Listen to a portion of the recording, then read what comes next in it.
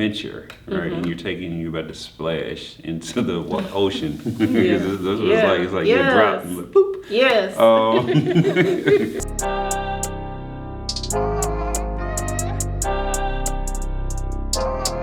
Благослови моих братьев, благослови наши руки. Мы в поисках больших денег, мы в деле круглые сутки. Благослови Pimped Out Radio Show, man, they everywhere. Благослови моих братьев. Благослови моих братьев, благослови наши руки. Мы в поисках больших денег, мы в деле круглые сутки. Благослови моих братьев. Благослови моих братьев. Я скрутил себе потолще, я выдыхаю. The best jam I have ever eaten. Oh, wow. I have that as a testimonial. И не играй со мной свою роль. Со мной молодые братья. Мы возьмем котлеты наличных себе на завтрак. Сегодня-завтра, неважно как я. You, эй, yeah.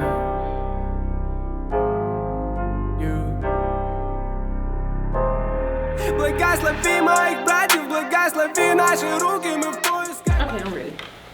All right, y'all, we're tuning in for another episode of Pimped Out Radio Show. I'm your host, Andreas, and I'm here on location. Technically, is this North Macon? What's the zip code? 31204.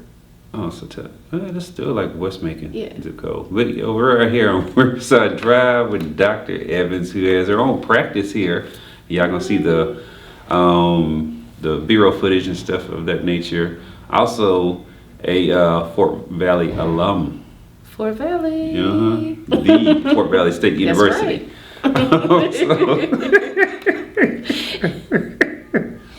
So let's start it off with what got you to Fort Valley? Like what made you wanna? What got me to Fort Valley? I had a lot of teachers and educators that I knew that went to Fort Valley.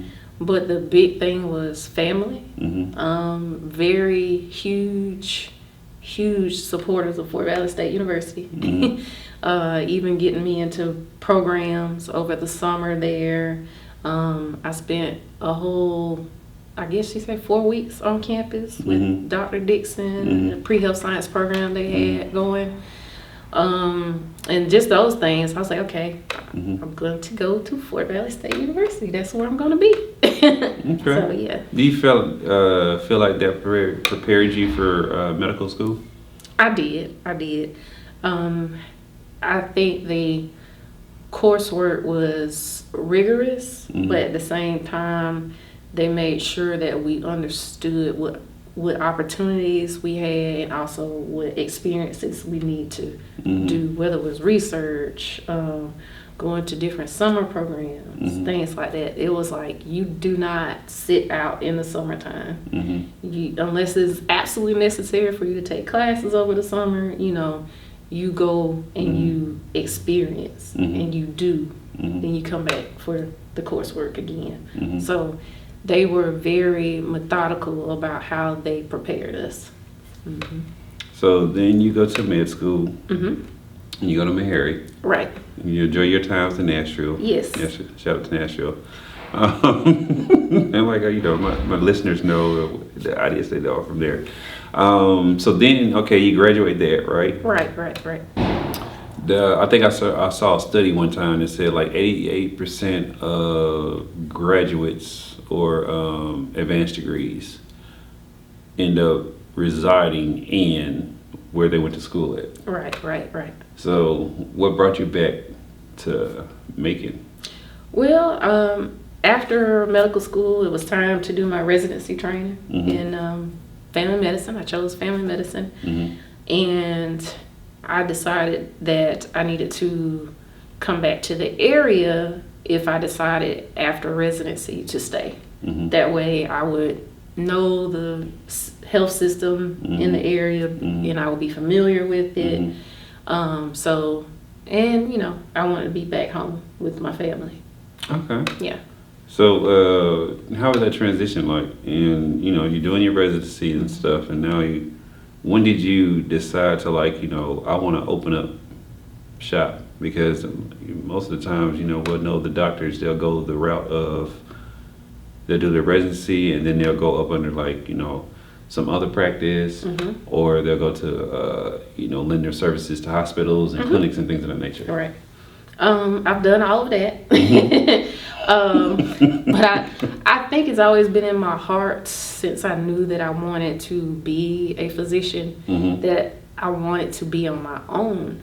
Now, the healthcare atmosphere doesn't always lend itself to where you can be out and practice on your own, but I did find out about the model that I practice, and I was like, okay, this is what we're going to do, and that's direct primary care. Okay, and how does that differ from what's traditionally out there? Right. So instead of billing insurances, or sometimes just depends on the office. If you don't have any insurance, it may be a struggle trying to be seen and access care there. But I don't bill insurance. I do a monthly fee, and that gets you my services. Coming in when you need to come in, whether it's once in a month, once every few months, once a year for some people. If you have an issue that we need to, watch very closely, we just schedule you. You come in. We can talk about it over the phone or video call if it's necessary, or it's something that we can do with that. But we do all that for that one fee. Far as my services go, so a lot of people find that it's helpful for them to just have that access to care. So so in doing that, right? So you're balancing providing care to the clients and stuff, right? And I know how over caring can be a little detrimental, right? Right. Because you got into a field where it's not really about the money, right? It's about the quality of care. Correct. Yes. So how do you balance that aspect of your brain versus, okay, you still have to, make sure your fee is high enough, or you have enough people to keep the lights on and pay yourself a salary and do all these things that encompass a business. Right. Well, the same thing if you were opening any other business. You're looking at how much, like you said, the lights, the salary, paying your team. How much is that going to cost? You look at that, and if you're a business owner, you got to look at how much you need to take home. And you say also, for me, being in service, how many patients, how many clients do I really want to see, to, like you said, not over caring, where I want to balance my life out. Then you hit that number, you say, okay, this is the number I'm willing to see, and you base your pricing off of that. Okay. Yeah. And how long have you been in direct care? Officially, I started in 2021, so we're still brand new. Okay. So yeah. So how did in doing that, how did COVID affect your business model then, and with all those parameters that you had to deal with? Right. It was easier in the sense of, okay, we already have technology in place to contact and be in contact with patients. Usually there isn't a waiting room full of people, so I'm seeing people one-on-one, and taking care of them in that kind of fashion. And then, so we're not, packed into one spot. So, but COVID is what pretty much drove me into this practice. So it's always been something I wanted to do as I learned about it, but when the pandemic hit in 2020, I really started planning to move forward. So as far as like the way you provide treatment, right? Because I've seen where, you know, some doctors, they'll take a more holistic approach. I've seen some who go the traditional route of what they're taught and things of that nature, and sometimes, like, you know, not listen to that holistic information as much. How do you, what's your approach or your, you know, I don't know, I wouldn't say it a theoretical orientation about it, but Right. like, you know, how do you balance that? I got you. I have some training in what's known as integrative medicine. Okay. So you take those what we call complementary and alternative methods, and you consider those things along with the I guess you would say traditional medicine and things, evidence based and things like that. And I think it's important because your patients are going to be using some of those things anyway, whether it's from a family remedy that they've always used and works for them, or they, you know, in the age of social media, well, I heard this online. I'm sure you have to deal with that a lot. Yeah, I heard this online. What do you think about this? Or I heard this online. I'm already doing this. You know, I don't think we should be judgmental of our clients or our patients and things for what they are seeking to care for themselves. You know, they're doing it from a standpoint of I want to take care of myself. So, you know, you look into those things. Is it helpful? Is it harmful? Is there no benefit? You know, those are the things, and, you know, answering their questions about it. Or if you know, there are some things we really need to maybe switch up, like, you don't need to use that. Maybe let's consider this, and you explain why. So that's more of the integrative approach.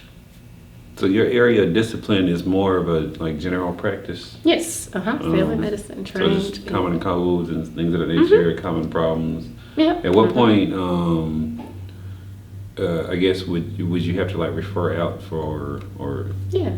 There are a lot of things that I can take care of in-house, but if I think that we need a specialist eye on, let's say, your heart, I think you may need some further testing, things like that, I'm going to call the heart doctor, the cardiologist, to get you on board with them to see if there's something that's going on or if we're all okay.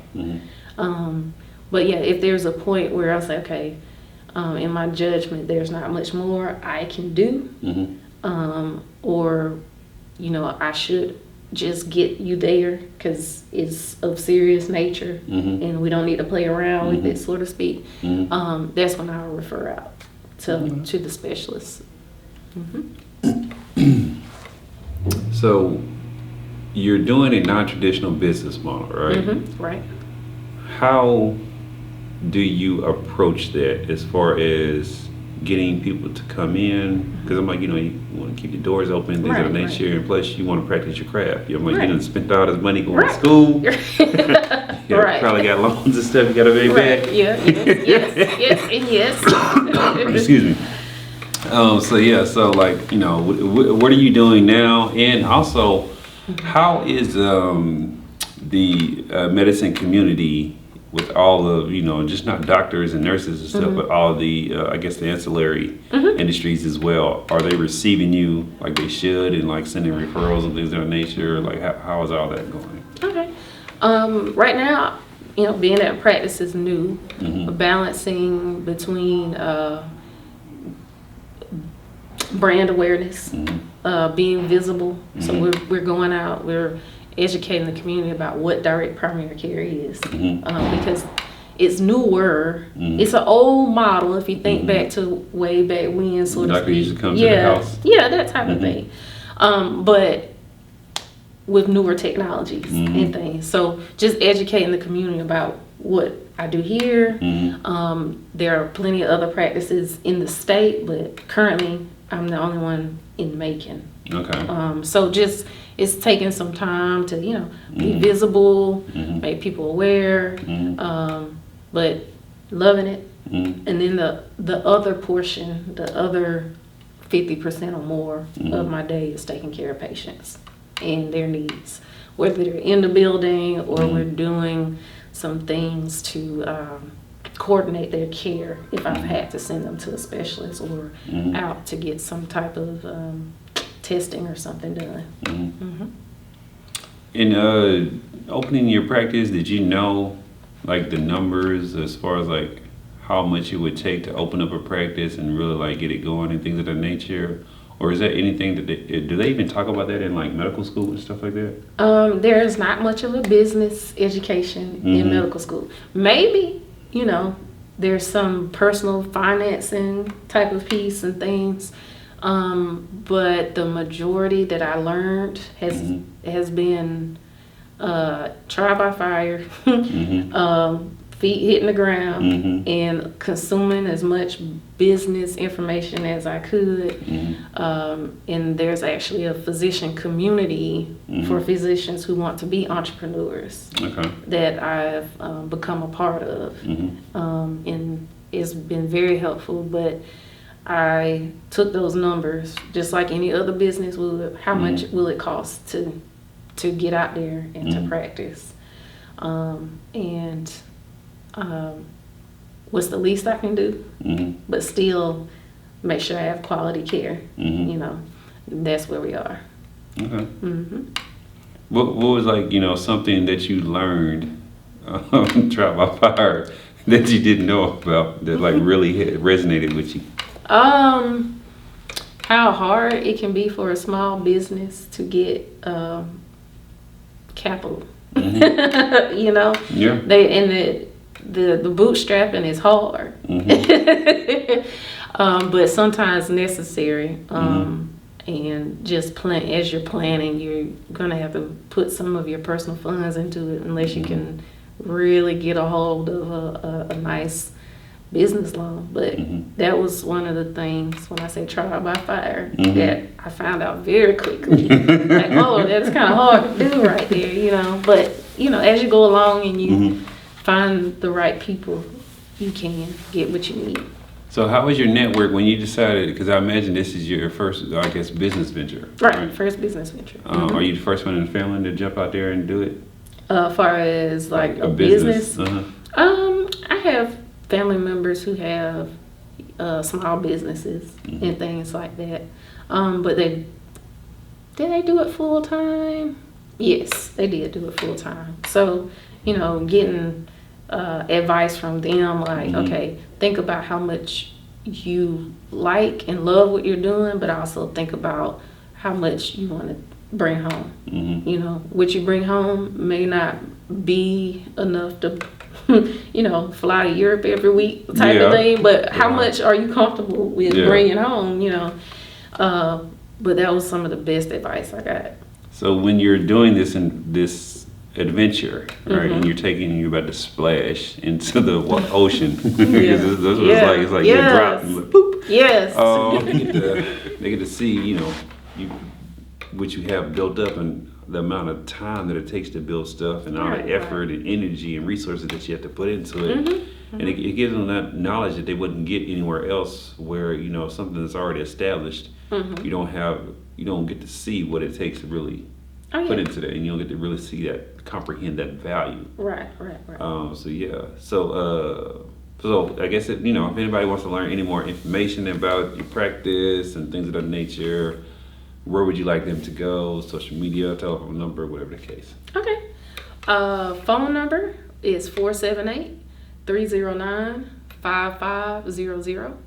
My practice is Rejuvenate Family Healthcare. You can find us on social media at Facebook. We're Rejuvenate Family Healthcare. And we are Rejuvenate FHC_GA on Instagram. What do you post on like Instagram and stuff like that? I do like little short reels for the most part. I haven't gotten creative yet, you know. But I mainly have been talking about direct primary care, talking about some motivational things, talking about or just kind of doing little videos of events we're at and events that we have. Are there any events that you've already planned out that you're doing this year or participating in or anything? We do what's called a monthly movement meetup. Okay. Pretty much from March through October. And we've had slow flow yoga here in the office one Saturday. Last month we just went out to the park and walked. It was beautiful. This month it's forthcoming the details, but we're going to do some extreme hip hop step. Okay, that's what's up. See, look, you're getting all this different stuff here at this particular practice with direct care. So y'all make sure y'all hit up Dr. Evans, come in, be a client, refer people, refer. And then all my business owners out there, you know, y'all can out if those. I understand those insurance groups are expensive. But she just told you has fantastic rates or whatever. And you know, could do a whole lot of in-house stuff, and then you know, laboratories at cost. I'm like, I don't know where you gonna, you know, get something much better than that. So y'all make sure y'all stop by say that for me one more time. Rejuvenate Family Healthcare. Rejuvenate Family Healthcare here on Riverside Drive. Was it 2140? 2140. Sweet C. Sweet C, Riverside Drive. Y'all make sure y'all go and follow the page and stay connected. And as always, y'all can go and download that Baked Out Radio Show app and keep following the page. Молодые братья, мы возьмем котлеты наличных себе на завтрак. Сегодня-завтра, неважно как я. You